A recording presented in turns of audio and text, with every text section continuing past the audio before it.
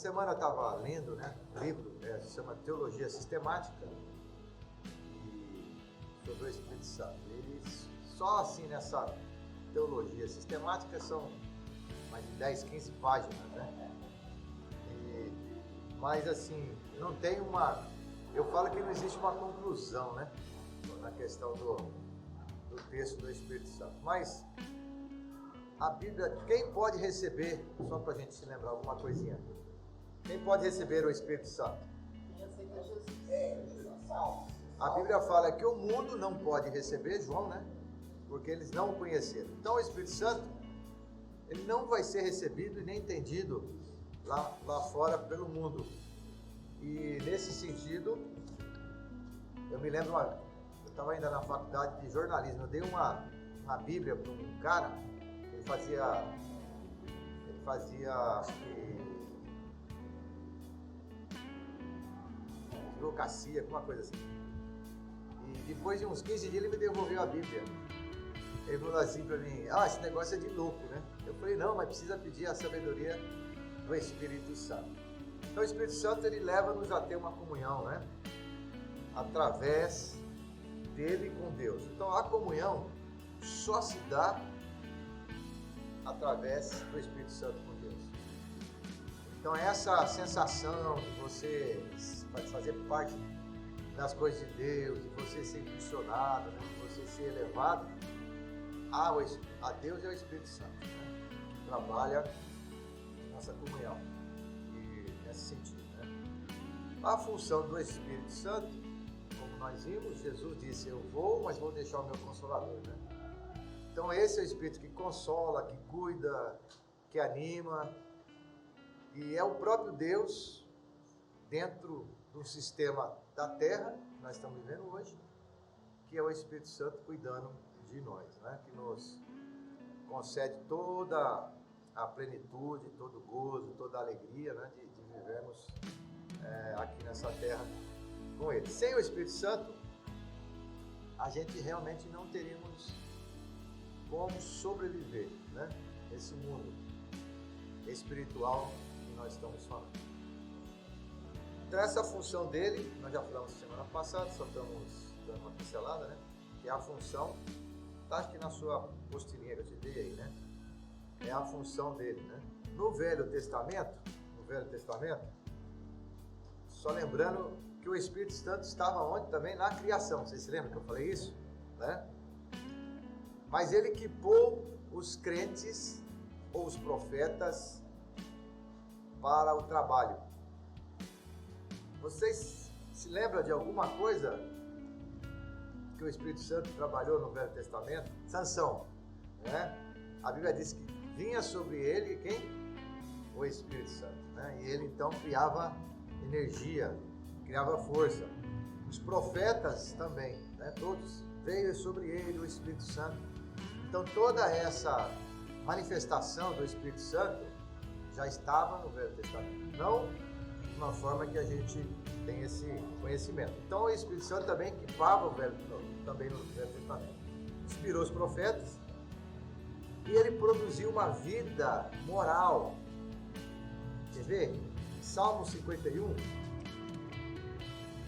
salmista no Salmo 51, Salmo de Davi, veja o verso 12, diz assim, torna-me dar a alegria da tua salvação e sustém-me com espírito voluntário.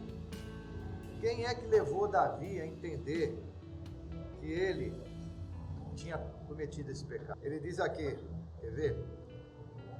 Cria em mim, verso 10, um coração puro e renova um espírito reto.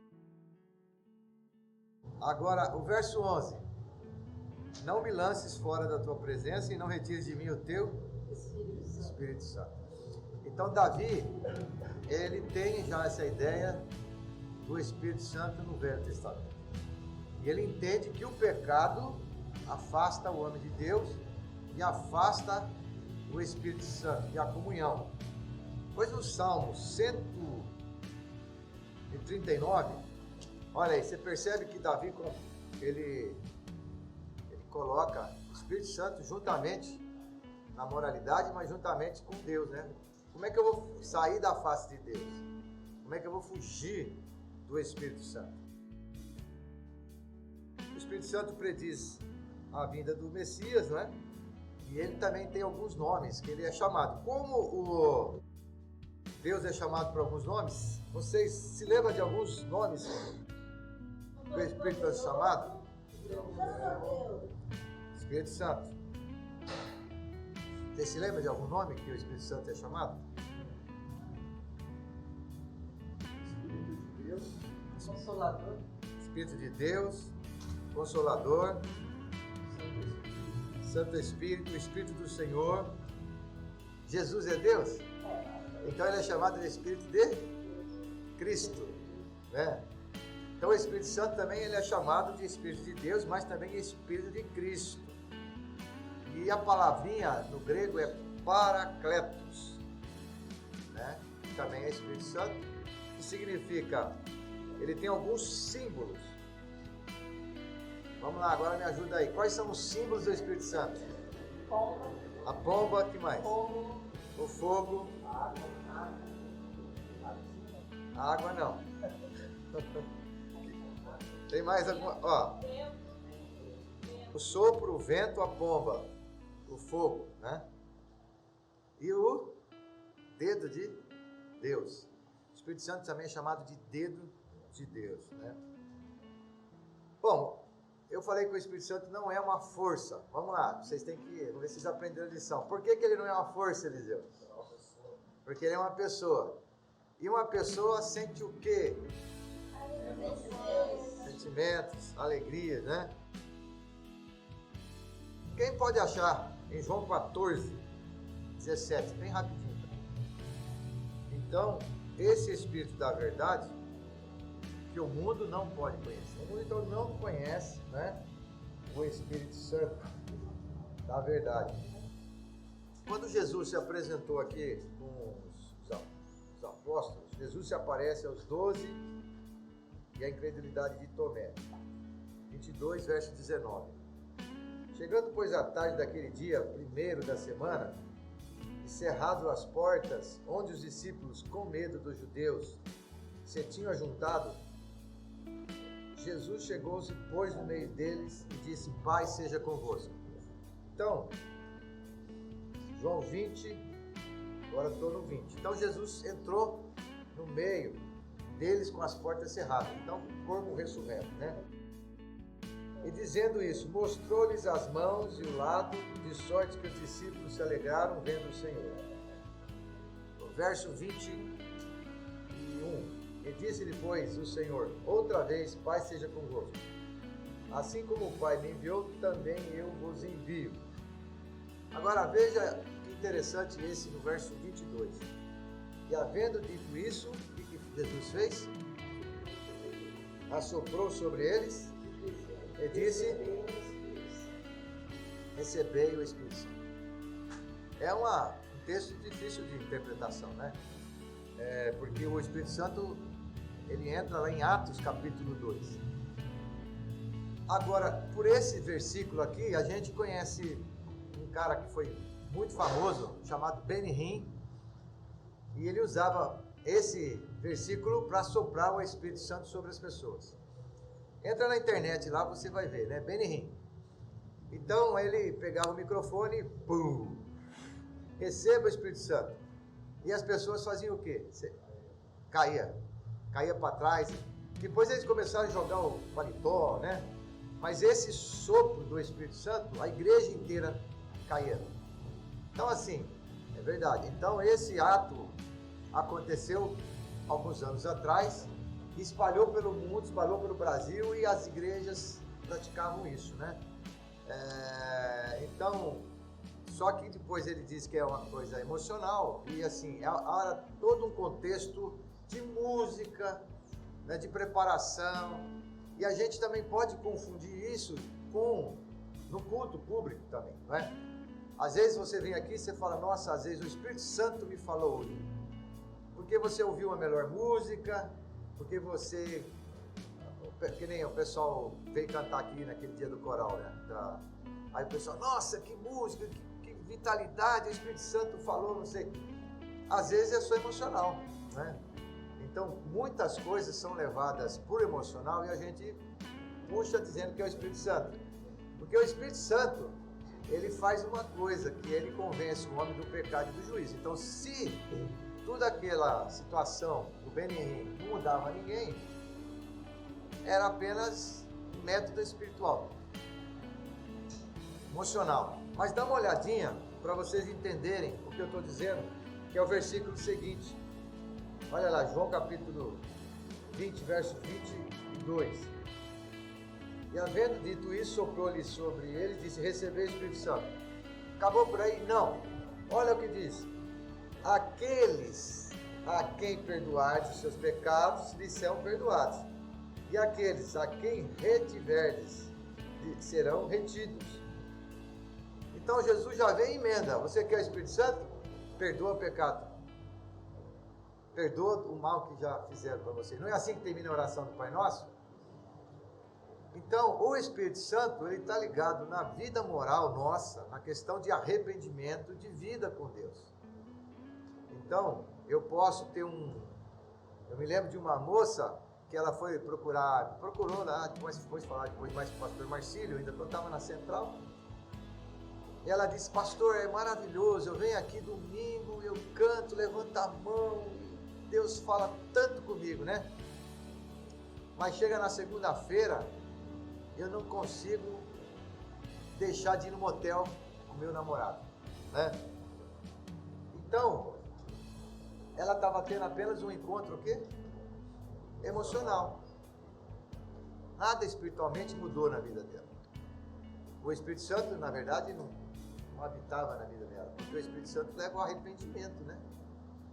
Então a gente pode realmente passar uma vida inteira sendo cheio emocionalmente, mas não mudar a razão da nossa vida. Continuamos egoístas, né? Continuamos pessoas sem perdoar as pessoas, continuamos gente sem levar ninguém para Jesus, continuamos com a nossa casa, nosso marido, nossa família com problemas sérios de casamento, a gente nunca resolve, né? Então falta o quê? Essa parte importante, né? As Escrituras Sagradas, ela é a voz do Espírito Santo, né? E somente o Espírito Santo nos salva, que pode libertar esse homem do pecado. Agora, aquela folha que eu dei lá para vocês, que tem essa coisa aqui, ó, dá uma olhada lá. Quem não tem, lá tem. A lição de hoje, a lição de semana passada, é só pegar lá. Olha alguns termos que tem lá sobre o batismo do Espírito Santo. Página 2, ó. Revestimento de poder, recebimento de unção, ser cheio do Espírito Santo, dons do Espírito Santo, né?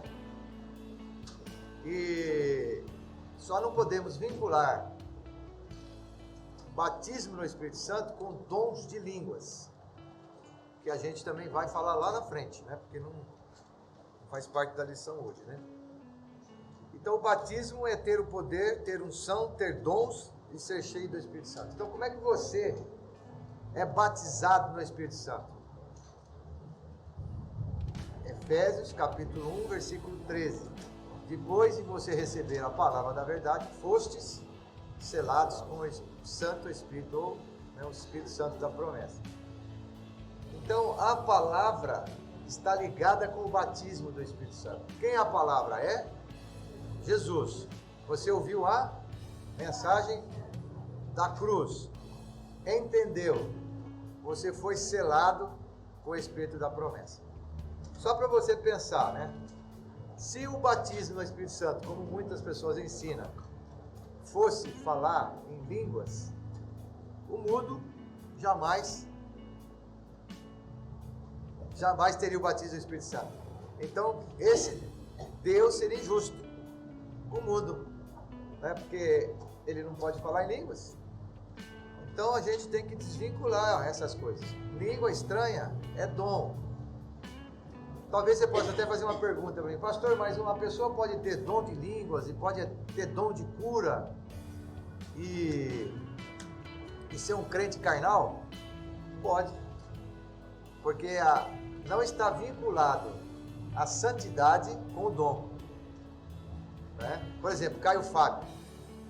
Caio Fábio, quem conhece o Caio Fábio aí? Caio Fábio prega muito, né? Ensina, mas um cara totalmente herege hoje, infelizmente. Mas ele tem um dom da oratória, né? Lá na primeira carta de Paulo aos Coríntios, Paulo está dizendo, que vocês entenderam, né? Por que Paulo enfrenta um problema naquela igreja? Bem no comecinho da carta, capítulo 1, eles estão brigando por causa de alguma coisa. Vocês se lembram? Começa lá. Uns diziam assim, eu sou de quem? Cefas, que é Pedro. Então a igreja estava dividida porque alguém gostava de Pedro, porque Pedro era, né? Era macho, vamos dizer assim, bravo, né? Tem que ser assim, não come carne de porco, você é judeu, você tem que fazer isso aqui. Mas quando eu chegava lá, o Paulo, ele já amolecia, né? Mas tinha um outro lá, o missionário Paulo, que não pregava. Paulo não era ruim para falar, e era duro, porque a mensagem de Paulo é sempre dura. A igreja, ele fala assim, olha, eu vou aí falar na cara de vocês agora, não vou mais escrever com lápis, com tinta, não, né? Eu não gosto de Paulo, não. Paulo é muito, muito chato. Eu gosto de Jesus, né? Mas é interessante que tem um cara lá que é muito bom de oratória. Quem que é? Quem? Apolo. É o melhor pregador que eles têm. E aí um grupo diz, eu sou de quem? De Apolo. Aí Pedro diz assim, vocês não são de ninguém, vocês são de Jesus. Eu já batizei algum de vocês aí? Mas que eu me lembro, eu batizei só um ou outro. Então tudo vem de Deus, o Espírito Santo, as mensagens. Então a gente tem que tomar cuidado quando a gente começa. E hoje em dia está muito assim, né? Eu sou pastor, mas vocês têm 200 pastores. Lá no podcast, lá na internet. Tem um monte de gente que segue os pastores da vida por aí. E assim, a gente está conversando. Eu tenho amigos meus pastores, né? Você está seguindo o fulano? Eu falo assim, cara, eu não sigo nem eu. Eu vou seguir mas segue lá o Hernandes Dias Lopes, segue não sei quem, segue.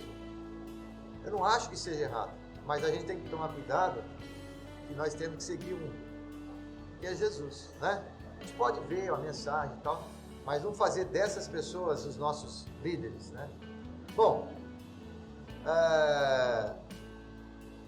isso nós vimos já também, né? Então, ter o fruto do Espírito nos tornamos agentes do reino de Deus. Outros termos correlatos que significam o batismo, eu já falei para vocês, né? Mas quais os sinais que demonstram que ele está no crente? É uma bênção quando ele se manifesta em nós. Os títulos, e nós vamos ver isso aqui agora, né? Mas vamos lá, para a gente terminar aqui, ó.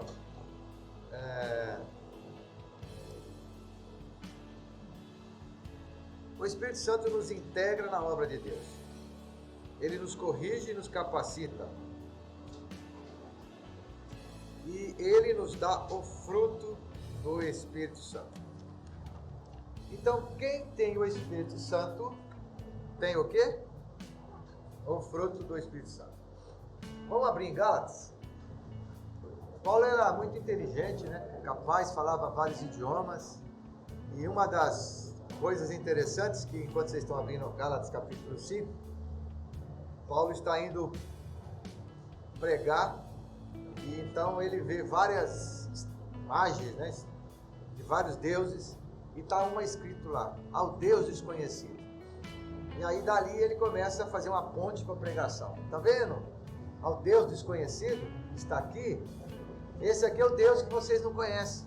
É o Deus que criou os céus, a terra e tudo que nele há, né? Então lá tinha milhares de deuses. Então Paulo aproveitava as oportunidades. Muito bem. Gálatas capítulo 5 é o fruto do Espírito Santo. Mas dá uma olhadinha no verso 16. Aliás, vamos começar com o 14 aqui, ó. Ele diz assim, ó, 5,14. Porque toda a lei se cumpre numa só palavra. Amarás o quê? Muito bem. Amarás o teu próximo como a ti mesmo. Aí na parte 2, ele diz o quê? Então o recebimento do Espírito Santo na nossa vida faz com que você deixe de andar aonde? Na carne. Andar na carne. Pode ter crente carnal ou não? Crente carnal pode ir para o céu?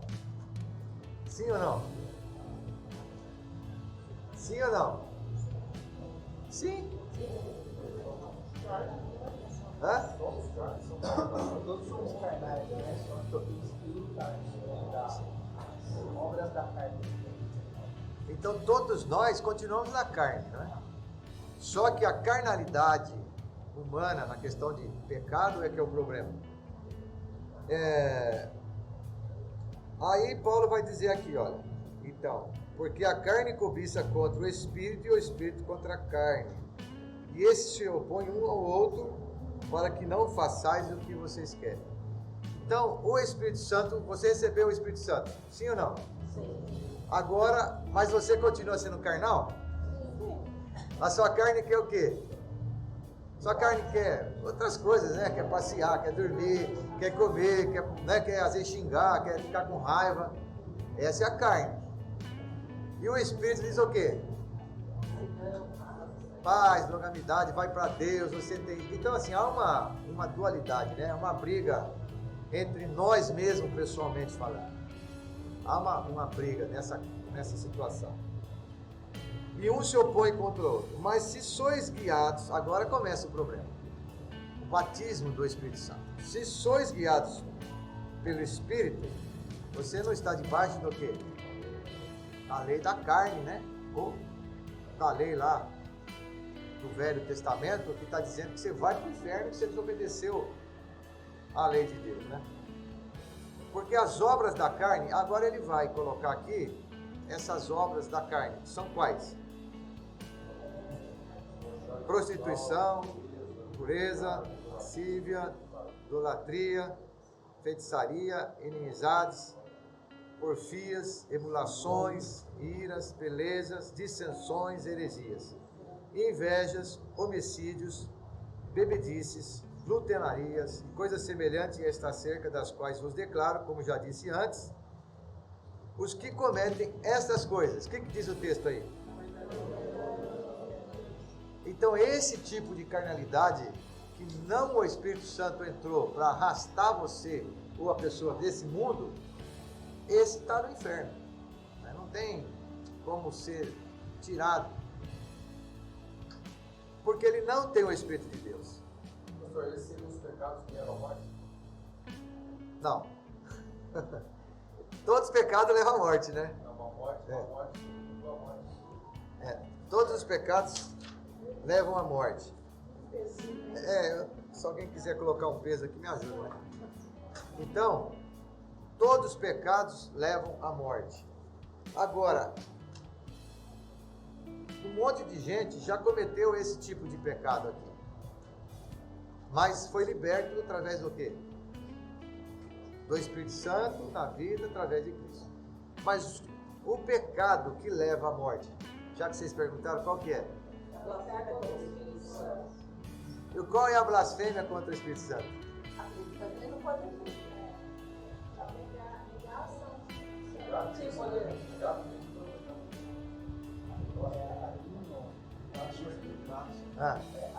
Tudo não está errado, tá? Vocês estão dentro da lição, eu só estou querendo ouvir mais. atribuir ao inimigo algo que foi feito pelo Espírito Santo.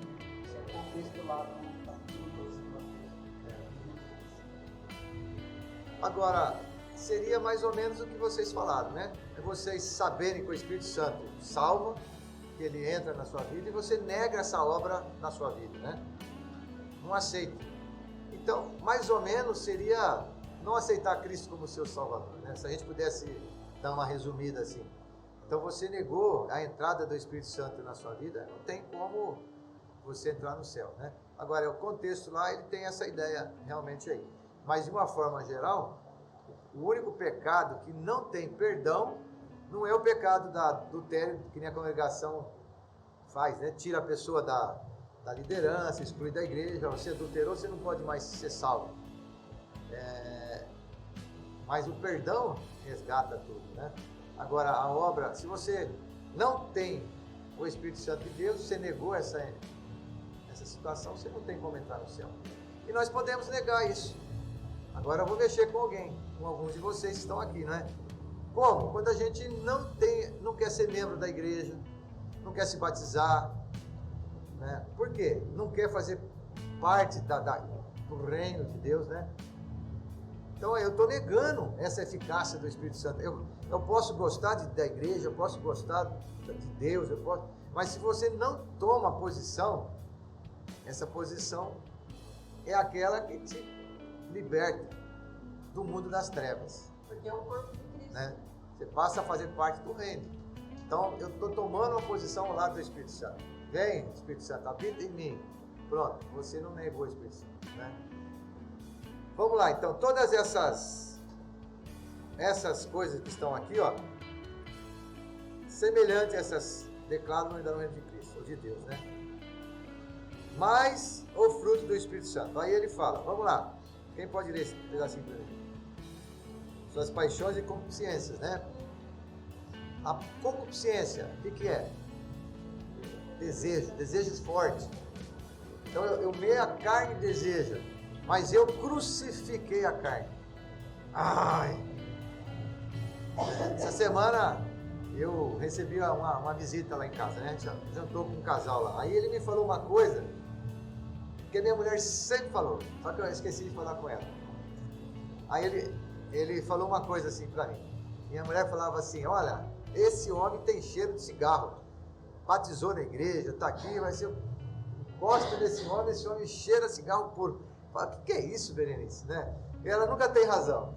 Eu falo assim, é o filho que fuma, é o funcionário. Ela, Marcos, você precisa conversar com esse homem. Berenice, eu vou chegar para esse homem, o cara é crente, está aqui na igreja, é amigo da gente. Aí ontem esse casal estava, ontem não, foi quinta, estava jantando com a gente. Aí ele falou para mim, coitado, aí ele citou essa pessoa, mas eu não estava mais na igreja, né? Citou e falou assim, coitado, e até hoje ele não conseguiu se libertar do cigarro, né? Aí eu não falei nada, porque eu fiquei constrangido. Falei, meu Deus, ele ficou na nossa igreja 15 anos, 20 anos, eu jantando com ele, né, conversando, muitas vezes saindo, e ele na bituca lá, e eu não percebi isso, né? Mas eu não estou dizendo que ele vai para o inferno, veja bem, porque ele fuma, deixa de fumar, isso é o problema dele com Deus, né? Mas eu estou dizendo que ele não crucificou a carne. O cigarro é complicado, mas tem que crucificar a carne. Quem fuma sabe disso, né? Ou já fumou? Não é assim, Regis? Está lutando bastante ou já parou? Longe no meio, cara. Aleluia, né? Até as bituquinhas você pegava, né? Como crente. Eu acho que o maior problema que eu luto não é, eu não fumo, eu não bebo, eu não tenho vontade nenhuma, sinceramente, de beber, de droga, de nada disso. Mas é minha mente, né? Olha, isso é dentro de casa. Se a Berenice falar tudo que ela pensa de hoje eu já esqueci o aniversário dela?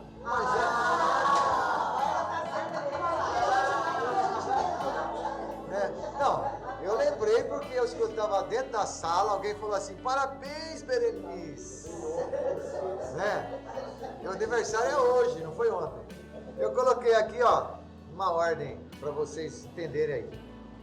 Ele diz lá, olha, se vivermos no Espírito, andamos também pelo Espírito. E aqui, essa folha que você recebeu, o que tem aqui? Olha lá, nós temos, de uma forma geral, um pequeno resumo de cada situação aqui, né?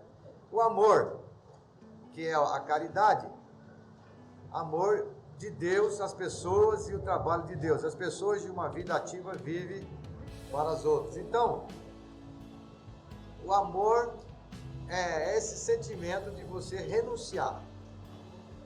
Só que a Bíblia, quando fala de amor, não está falando de amor de mãe, de pai, amor. Esses amores, a mãe tem amor mesmo, né? Amor de marido, não. É um amor geral. O amor que você tem que ter pelo reino, pelas coisas, pelas pessoas. É aquele amor, amarás o teu próximo como a ti mesmo. O teu próximo é o que está aqui, é o palmeirense ali, né, o corintiano, é o cara que ganha 1 milhão, outro que ganha R$1, é o cara que mora num palacete, outro que mora numa comunidade, né? Então, não tem essa distinção para Deus. Paz é aquele que sabe descansar confiando nos problemas. Então esse, eu pulei aqui, acho que é alegria, né? Mas, o gozo, né? Alegria profunda de satisfação, que você é constante e grato a Deus, né? É uma alegria profunda. Paz, você descansa confiando nos seus problemas a Deus. Longanimidade é ter ânimo longo, saber suportar com paciência, esperar. Depois você dá uma lida nesses textos lá, né? Benignidade é a pessoa que influencia com o bem, não trata o mal por mal, não lança em rosto. Bondade, procura os benefícios dos outros, sabe perdoar, sente a necessidade dos outros e participa. Fé e fidelidade é a confiança plena e inabalável no Senhor. Você é fiel a Deus e às pessoas de verdade e aos compromissos. Deixa eu só fazer uma pequena adendo aqui. A depressão é uma doença psicossomática, né? Que você fica doente e perde a balança interior lá da sua vida, e nessa balança você pende para um lado ou pende para o outro. E eu vou falar uma coisa pessoal, né? Não dos outros. Então a depressão ela pode causar muitos males para a gente, porque pressão, estresse, dificuldade. E eu fiquei uma época bastante doente, deprimido, e a minha depressão foi bem grave. Mas depois de um certo tempo de ser curado e liberto, a depressão é um pecado, né? Por que é um pecado? Porque toda depressão ela está baseada no medo. Eu não vou entrar aqui nos detalhes, né? Então, o medo de ser ignorado, medo de perder dinheiro, medo de passar fome, medo da doença, medo da pressão, medo... Então, assim, os medos da vida é que nos começa a tirar a nossa força. E o que acontece? Por que eu disse que ela se torna, não é um pecado, perdão, ela se torna um pecado, né? Porque a depressão, ela pode ser curada através de Jesus. Quando você diz aqui, confiança plena e inabalável, a depressão, ela só é curada quando você começa a confiar em Deus. Entregar na mão de Deus os seus problemas. Então, quando eu fiquei doente, demorou para entender isso. Eu fiquei 1 ano, praticamente, com depressão. Uma grave, média e depois menos. E a Berenice, ela me carregava no taquaral assim, ó, ela punha a mão aqui e eu fiquei tão mal que eu andava que nem um zumbi, que nem um robô. Verdade, assim, ó. E assim, perdi a vida social, ia numa festa, eu ficava dentro do carro, escondido. Uma vez, fui na casa do Eliseu, até o Claudinei estava lá naquele dia, né? Eu estava tão mal que eles estavam na mesa e eu fiquei o tempo todo sentado, olhando para fora numa janela. Então a depressão é um estado psicossomático, quer dizer, da alma, do corpo, que você pode prever ou pode ser curado. Como? A gente precisa confiar em Deus. Confiar em Deus nas suas finanças, confiar em Deus na sua saúde. E se você chegar uma hora que não tiver dinheiro, né, você tem que ter paz, mesmo assim sabendo que Deus vai cuidar de tudo. Então quando nós tomamos para nós toda a situação para nós, eu vou fazer, a gente vai ficar doente. Mas quando se entrega na mão de Deus, minha esposa sempre fala isso, eu sou muito assim ansioso, né? Então eu vou no médico, aí eu falo, meu Deus, eu vou pegar o exame, ela fala, você já pegou? Não. Aí ele assim, não, mas e saiu? Mas e se sair alguma coisa lá? Mas já saiu? Não. Então calma. Viva hoje. Se divirta, né? Então a gente fica doente por causa disso. Então eu já fui deprimido, né? Quando você estiver pensando na sua depressão, pensa que Deus pode todas as coisas. Ele pode cuidar de tudo para você. Você é mais do que um passarinho, não diz assim? Passarinho não trabalha, tá lá, não faz nada, não passa fome. E Deus também vai cuidar de você.